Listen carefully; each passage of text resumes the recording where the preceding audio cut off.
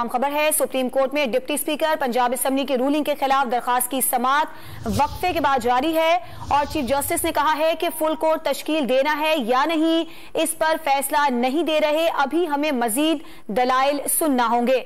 मुस्लिम league अकाफ, peoples party और चौधरी शुजात के फरीक बनने की दरखास्त मंजूर कर ली गई है। अहम समाअत जो कि सुप्रीम कोर्ट में जारी है, वक्फे के बाद यह समाअत दोबारा शुरू हुई है और इसमें चीफ जस्टिस ने ये रिमार्क्स दिए हैं कि फुल कोर्ट तश्कील देना है या नहीं, इस पर फैसला हम नहीं दे रहे हैं, अभी हमें मजीद दलाइल सुनना होंगे। इस पर बात करेंगे। डॉन न्यूज के नुमाइंदे नवीद सिद्दीकी हमारे साथ मौजूद हैं। नवीद, बताइएगा, दोबारा समाअत शुरू हुई है, अभी आपके पास ताजा तरीन क्या अपडेट्स हैं?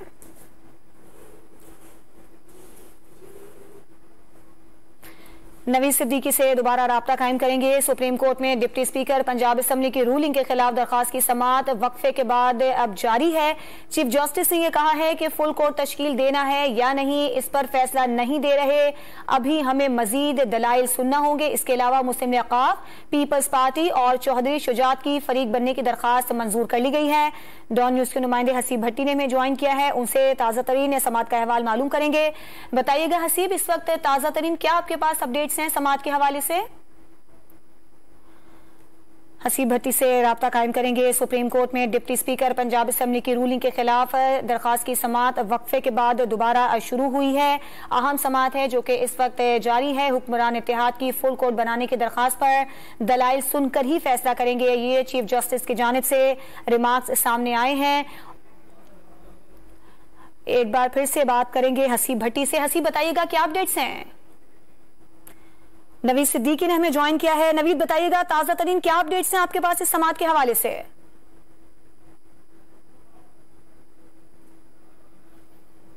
नवीद सिद्दीकी से राब्ता कायम करेंगे। सुप्रीम कोर्ट में डिप्टी स्पीकर पंजाब असेंबली की रूलिंग के खिलाफ दरखास्त की समाअत वक्फे के बाद जारी है। नवीद सिद्दीकी ने हमें ज्वाइन किया है।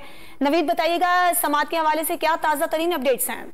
जी, सुप्रीम कोर्ट ने वकला को मेरिट पर दलाइल देने की हिदायत कर दी है। सुप्रीम कोर्ट ने चौधरी शुजात और पीपल्स पार्टी को भी फरीक बनने की इजाजत दे दी है और चीफ जस्टिस का कहना है कि फुल कोर्ट तश्कील के लिए चीजों की मजीद वजाहत चाहते हैं। अदालत अपने मुवक्किल से हिदायत लेने की इजाजत दे। वकील इरफान कादर का कहना है कि मुझे तो आज फुल कोर्ट पर दलाइल देने की हिदायत की गई थी।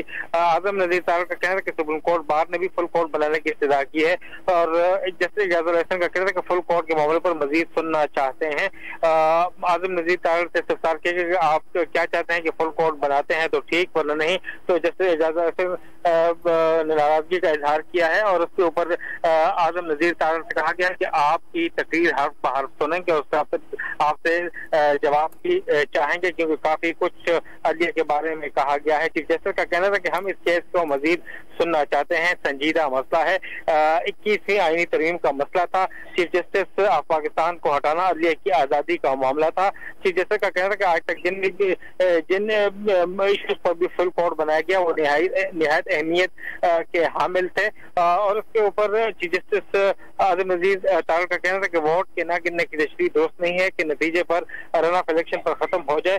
12 करोड़ के वज़ीर आला का मसला है। आजम नजीर तारड़ का कहना था जिस पर चीफ जस्टिस का कहना है कि 5 जजों के साथ हमने वज़ीर आज़म को घर भेजा था। इस अदालत ने ज़मीर के साथ फैसला करना है। अगर यह मामला तजावज़ का हो तो मुमकिन है फुल कोर्ट में जाए। इरफान कादिर का कहना था कि मेरे दलाल फुल कोर्ट की तश्कील पर हैं। इसके ऊपर चीफ जस्टिस का कहना था कि आपके हर लफ्ज को सुना जाएगा। हमने वकील मंसूर उस्मान को भी सुना है।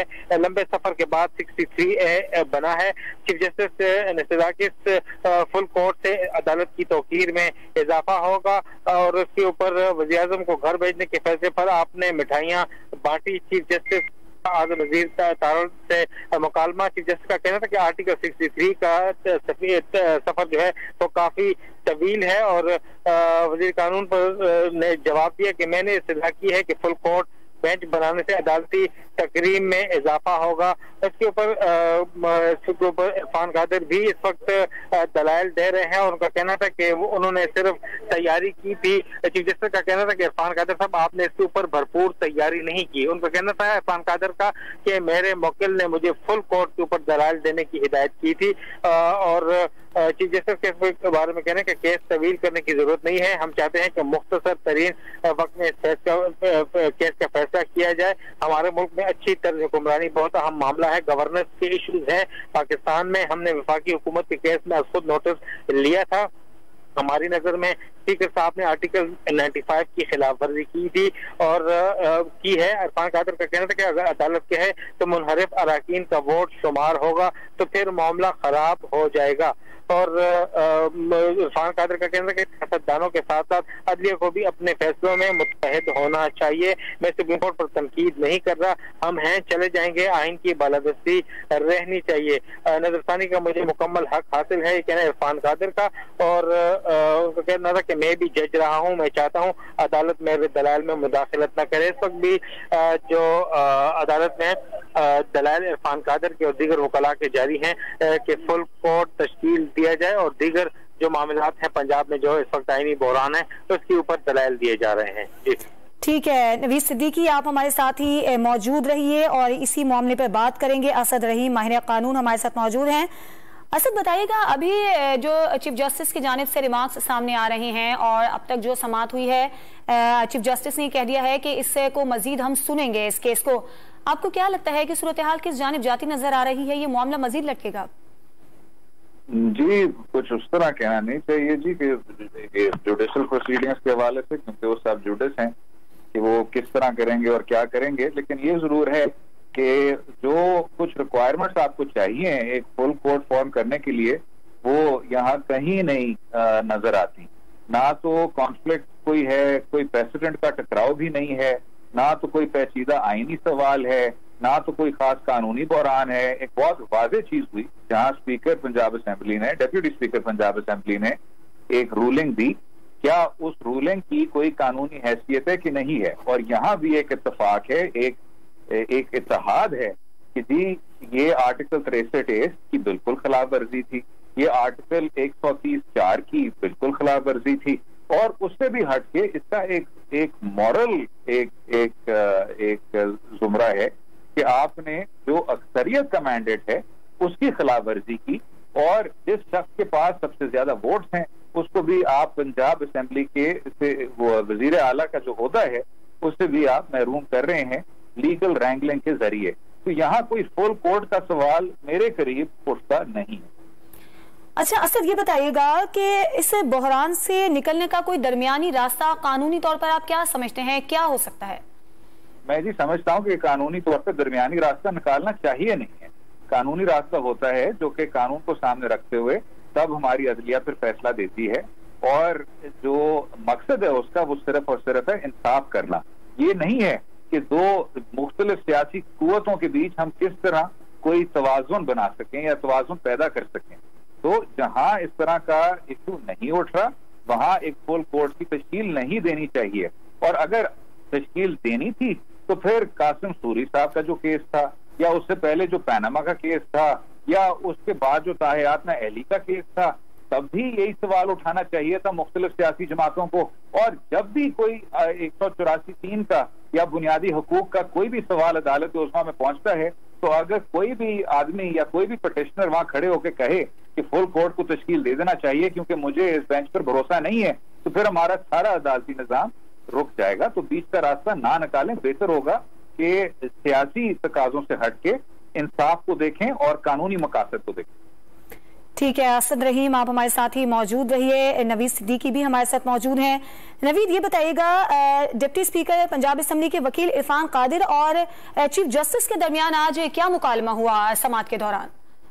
जी आज तकरीबन जितनी कई घंटे 4-5 घंटे समाअत हुई है और इस दौरान अगर देखें तो ज्यादातर जो दलाइल जो थे वो इरफान कादिर की जानिब से दिए गए हैं और मकालमे भी इरफान कादिर और चीफ जस्टिस इरफान कादिर और जस्टिस एजाजुल हसन के माबैन हुए हैं और काफी ज्यादा सुबह जब दलाइल शुरू हुए थे तो उसके ऊपर इरफान कादिर की जानिब से कुछ एतराज किया गया, जिसके ऊपर अदालत की जानिब से डांट पिलाई गई उन्हें, और उनका कहना था कि हमें समझते हैं कि डांट पिलाना अदालत का इस्तेहकाक है, ताहम बहैसियत इंसान हम चाहते हैं कि हमारा भी एहतराम किया जाए, जिसके ऊपर थोड़ी सी इरफान कादिर की जानिब से तल्ख लहजा अपनाया गया, जिसके ऊपर के बाद में उन्होंने माजरत भी कर ली। उसके बाद भी काफी इश्यूज आए, काफी मौके आए हैं कि जो पंजाब के आईनी बहरान के हवाले से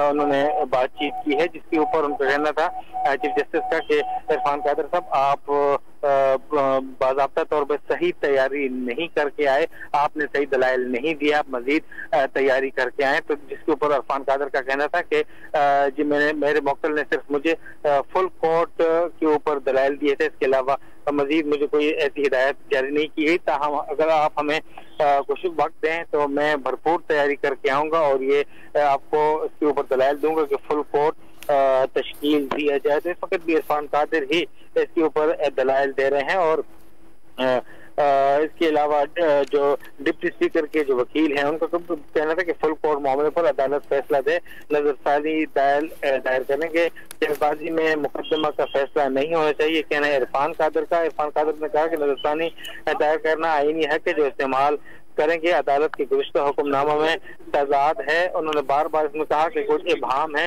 जिसके ऊपर आज सुबह अदालत कहे कि इसमें इबहम नहीं है, फैसला वाज़ेह है, जिसके ऊपर काफी तलखी भी देखने की में आई थी लहजे में इरफान कादिर के।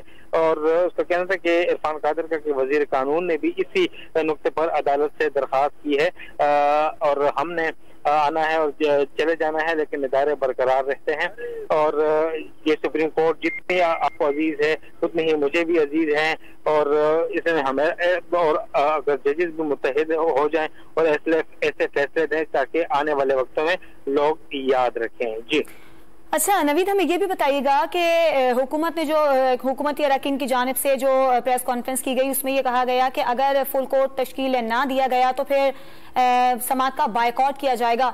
इस हवाले से भी जरा तफसीलात दीजिएगा। इस किस्म की आज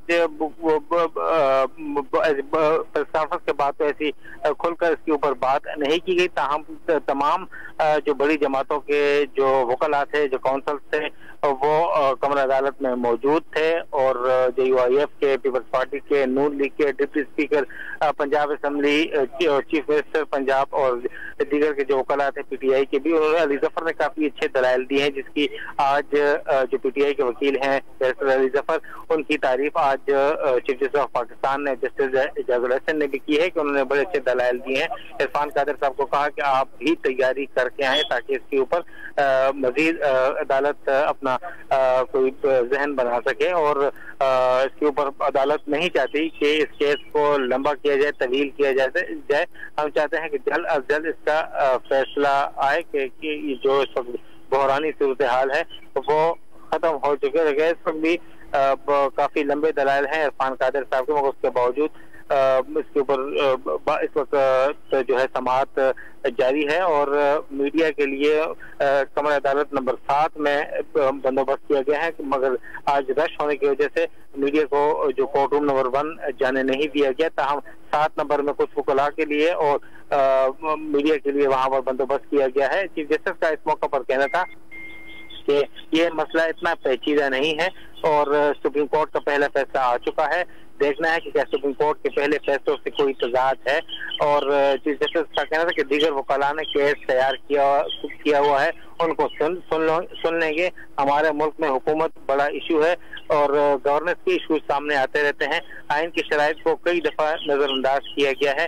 वफाकी हुकूमत के केस में हमने खुद नोटिस भी दिया था, दिन और शाम को सुनकर 4 रोज में फैसला किया।